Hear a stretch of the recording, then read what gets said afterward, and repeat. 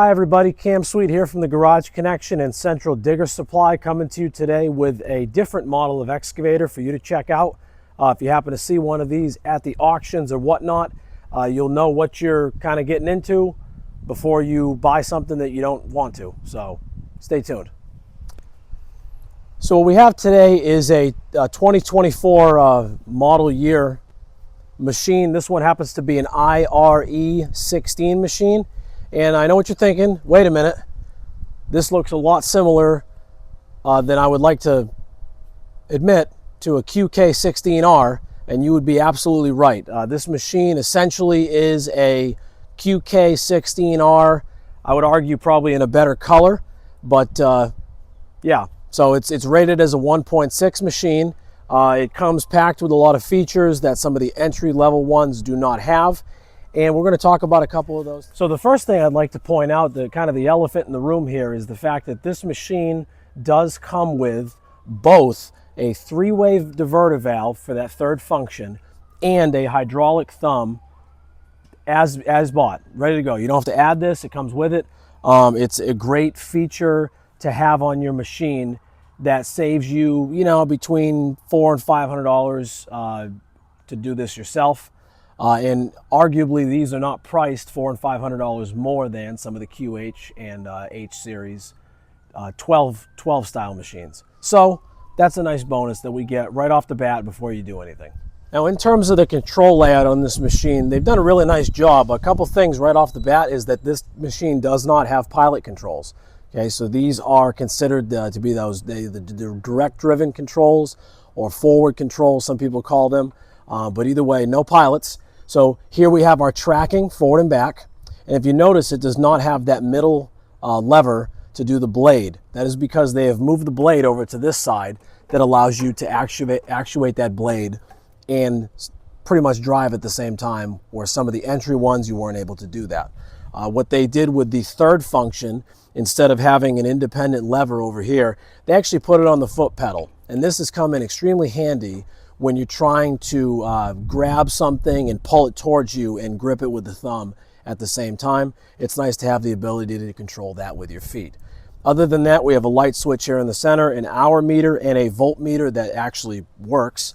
And they have moved the throttle and choke down on the right side of the machine. On the entry side of the machine, we do see that we have a cup holder and, let's be honest, like an iPhone holder. And then we have our battery cutoff switch. And this model also has a tip forward seat that allows you to fill the gas tank and shut your fuel off and whatnot. As we come around to the back of the machine, we see that we have a keyed lock here. And when you depress this, the back panel opens up and you get direct access to the engine and all of its associated components. This model does have the single cylinder Rado gas engine, 420 cc's. It is interchangeable with your Predators. And just like the Miva 15 series machines, this back panel here comes off, and there's a lot of room back here that would allow you to add a counterweight to the back of this machine to just further enhance your digging ability. This panel right here is hinged, but it does require either removal of the whole wrap around all the way to the other side, or you got to pull the floor out of the machine. But either way, you do have the ability to hinge this panel and get access directly to the hydraulic pump. The body of the machine is well made. We're kind of seeing a lot of these similar tins strapped around these machines.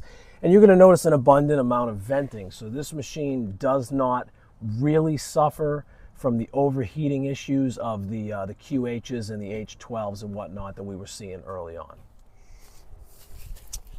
The hydraulic tank is located on the right side of the machine here, and you have an access to fill it through this locked cover, and then we have a nice sight glass here that's going to make sure that you always have fluid in there. We also have that abundant amount of venting carried over from the other side, and the hydraulic tank itself is pretty substantial in this machine. It's not like a small one like you would see under the floor of some of the other machines.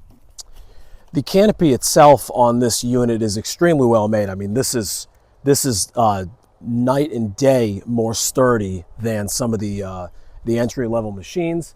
We got the nice tin roof up here. You know, it's not that molded plastic one that we're seeing on some of the other models like the Mivas and whatnot. Does it make a difference? Probably not. But either way, the whole cage assembly slash canopy on this, I would feel a little bit better about getting into a situation where you put it on its side or whatnot with this here instead of the like electrical conduit the other ones come with. The one downside to this machine, admittedly, is that it does not come with a hydraulic cooler or a filter installed from the factory. Now, is there an abundant amount of room to put something in? Absolutely. But right out of the gate, does not have either of those two things. So if you live in an area that gets really, really hot and you know you're going to suffer from hydraulic fluid breakdown and contamination and whatnot, that would be like the first thing that you would want to do is get a cooler and filter on this machine. And I'm working on something for like the VA16S. This is broadly similar to that unit also. So, maybe it'll fit. I would like for it to be a direct bolt-on, but as far as the tracking and all those things, the undercarriage components, they're all the same between your H's, your QH's, QK's, whatever letters they want to throw on them now. Same drive sprockets, same idlers, same tensioners, same tracks, same swivel motor, the whole thing. So there's nothing revolutionary about the undercarriage components on the machine. They're not necessarily any bigger or wider, so it's just, I guess the good news is parts availability. The body itself, the fit and finish on it is pretty nice. Everything kind of goes together well. There's no sharp edges. It's comfortable to sit in. It's comfortable to operate. You feel like you're up and in charge of the situation, as opposed to something like the cab units where you kind of feel like you're in an air fryer.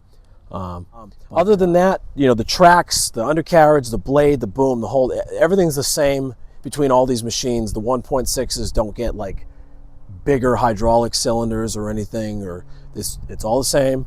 You're just really, your upgrade is going to be in your actual body and your area to like move around and stuff like that. And it sits a little bit higher up than some of the other models. So I hope this helps you out when you're searching for a model of machine to buy and whatnot. If you got any questions, leave them in the comments down below.